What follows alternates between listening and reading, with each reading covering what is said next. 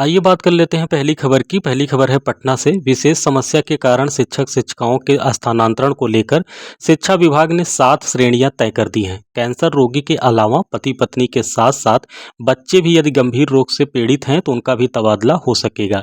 इसे पहली 2 प्रमुख श्रेणियों में रखा गया है। शुक्रवार को शिक्षा विभाग ने इच्छुक शिक्षकों के तबादले को लेकर गाइडलाइन जारी की।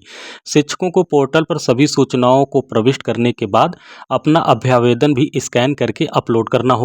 माध्यमिक शिक्षा निदेशक पंकज कुमार द्वारा जारी मार्गदर्शिका में विस्तार से इसकी जानकारी दी गई है। इस शिक्षा कोर्स पर आवेदन करते समय कई स्टेप पर ओटीपी को अनिवार्य बनाया गया है। स्थानांतरण के लिए इच्छुक शिक्षक 10 स्थानों का विकल्प दे सकते हैं। इसमें 3 विकल्प देने की अनिवार्यता होगी, अन्य 7 ऐच्छिक होगा। लॉगिन करने के बाद आवेदन को किसी समय सेव करके बाहर भी निकल सकते हैं। बाद में फिर जब चाहे लॉगिन करके शेष सूचनाओं को भर सकते हैं।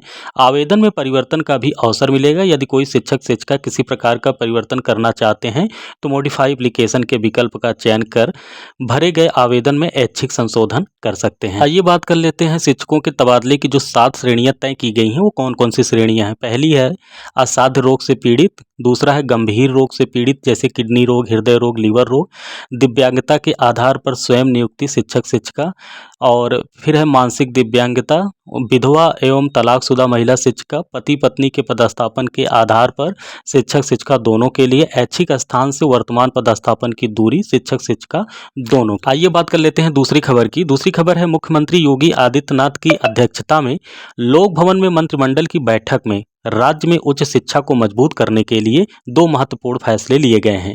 इसके अंतर्गत 71 नवनिर्मित निर्माणाधीन महाविद्यालयों को राजकीय महाविद्यालय के रूप में संचालित करने का फैसला लिया गया है, जबकि बिजनौर जिलों में निजी क्षेत्र में विश्वविद्यालय के गठन को मंजूरी प्रदान की गई है। मंत्रिमंडल की बैठक के बाद उच्च शिक्षा जो मंत्री हैं योगेंद्र उपाध्याय ने बताया कि विभाग के द्वारा वर्तमान में 171 राजकीय महाविद्यालय संचालित हैं।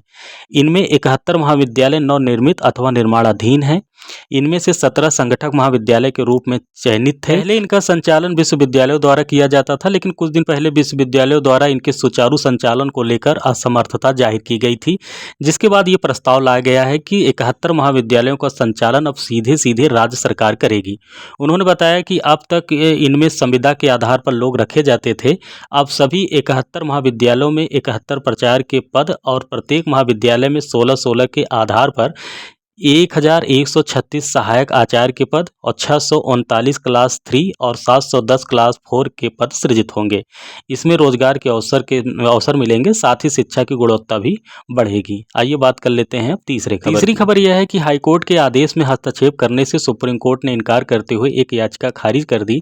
यह मामला है रांची विश्वविद्यालय में इंटर की पढ़ाई शुरू करने और इंटर के शिक्षकों की सेवा नियमित करने के लिए दायर याचिका से संबंधित।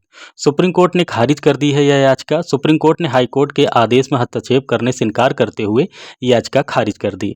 प्रमिला मिंज एवं अन्य ने नई शिक्षा नीति के तहत रांची विश्वविद्यालय में इंटर की पढ़ाई को शामिल करने और इंटर शिक्षकों की सेवा नियमित करने के लिए हाईकोर्ट में यह याचिका दायर की थी। बता दें कि इससे पूर्व हाईकोर्ट की एकल पीठ ने याचिका खारिज कर दी थी। इसके बाद प्रार्थियों ने खंडपीठ में अपील दायर की। अपील खारिज होने के बाद सभी ने सुप्रीम कोर्ट में याचिका दायर कर हाईकोर्ट के आदेश पर रोक लगाने और मामले की सुनवाई करने का आग्रह किया था। सुप्रीम कोर्ट ने हाईकोर्ट के आदेश में हस्तक्षेप करने से इनकार करते हुए इन सभी याचिकाओं की जो याचिका थी, इन सभी प्रार्थियों की जो याचिका थी उसको खारिज कर दिया है। बने रहें चैनल पर लगातार सुप्रीम कोर्ट हाई कोर्ट की अपडेट के लिए। आप चैनल को सब्सक्राइब करना ना भूलें। धन्यवाद।